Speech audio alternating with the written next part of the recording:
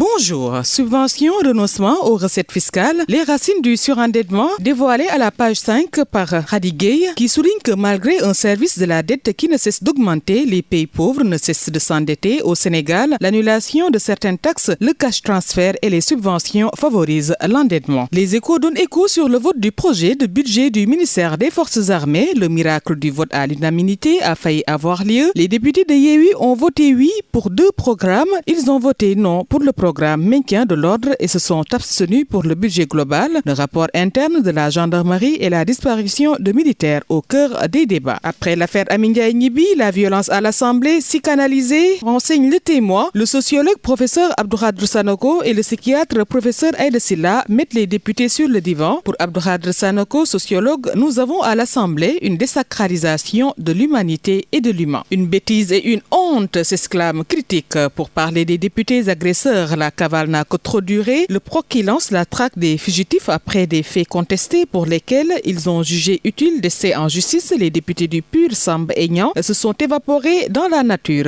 réduisant leur image à la lâcheté du geste pour lequel les associations de défense des droits des femmes, comme toutes les instances démocratiques, se sont liguées. Une bêtise parlementaire doublée d'une fuite hypocrite qui fait honte à l'image de ceux censés nous représenter à l'Assemblée nationale. Les députés Massata Samb et Mamadou Niang, toujours en cavale depuis l'agression d'Amy Ndiaye, les fugitifs du PUR localisés, nous fait savoir source A. Massata Samb et Mamadou Niang se déplacent constamment, ce qui complique leur arrestation. Par le biais de leur avocat, les fugitifs ont déposé 3 plaintes contre Amy Ndiaye à la DIC, à la section de recherche et au niveau du parquet. Une plainte annoncée contre Moustapha Diakhaté pour incitation au meurtre. Mais il y a un grand mais, les enquêteurs demandent que les parlementaires portés disparus aillent confirmer leur plainte. L'édile de Gniby, auditionné ce mercredi sur son lit d'hôpital par la division des investigations criminelles. Sonko et l'affaire Sweet Beauty, rapportée dans les colonnes de Walf Quotidien, avantages et inconvénients d'une surmédiatisation. Selon Thialis Senghor, qui décrypte que chef de file du PASTEF, les patriotes, Ousmane Sonko est sous les yeux des projecteurs, parfois malgré lui. Cette situation qui amène le candidat malheureux à la dernière élection présidentielle à reléguer ses camarades de l'opposition pourrait bénéficier au pouvoir. Critique revient sur ce suite dossier entre non-lieu et procès public, le doyen des juges sous pression. Autre écho des échos, c'est le changement de l'organigramme de la mairie de Ziguinchor et les dénominations de rues. La Cour suprême freine Sonko, toutes les délibérations du conseil municipal annulées. La haute juridiction n'est même pas allée dans le fond du dossier. L'observateur aborde la déclaration de politique générale. Amadou, des attentes balèzes, économie, santé, emploi, éducation, culture, sport, la longue liste de doléances. Comment Idi, Boun Abdallah et Abdoul Mbaye ont préparé leur DGP. Après Saint-TV, les comptes de Zik FM bloqués, renseigne la Tribune. Macky Sall veut étouffer Bougane et sacrifie 580 soutiens de famille. Le groupe de presse de Bougane voit ainsi ses comptes de la radio Zik FM et ça bloqués sous séquestre. Blocage des comptes de Zik FM après ceux de Saint-TV, relaie encore Libération. Le fisc réclame 3,6 milliards de francs CFA à Bougane, le patron de D-Média qui déclare qu'il ne leur doit rien. Défi de la bonne gouvernance et lutte contre la corruption à 14 mois de la présidentielle. L'OFNAC aux testeurs de Serigne Bass, s'exclame Sud Quotidien. Et ça sent la manipulation et cabale politique, met en évidence l'évidence concernant le rapport d'audit Crous de Thiès. Les chantiers majeurs de Amadouba, évoque Direct News, séminaire intergouvernemental franco-sénégalais, santé, agriculture, éducation, sécurité, jeunesse et autres. La France demeure le premier fournisseur du Sénégal avec une part de marché mesurée à 15,7% en 2020. Amadouba renforce le corridor Paris et Dakar. Note l'Indépendant concernant le séminaire intergouvernemental France-Sénégal. La France accorde 100 milliards de francs CFA au Sénégal, informe Le Soleil, à l'occasion du 5e séminaire intergouvernemental tenu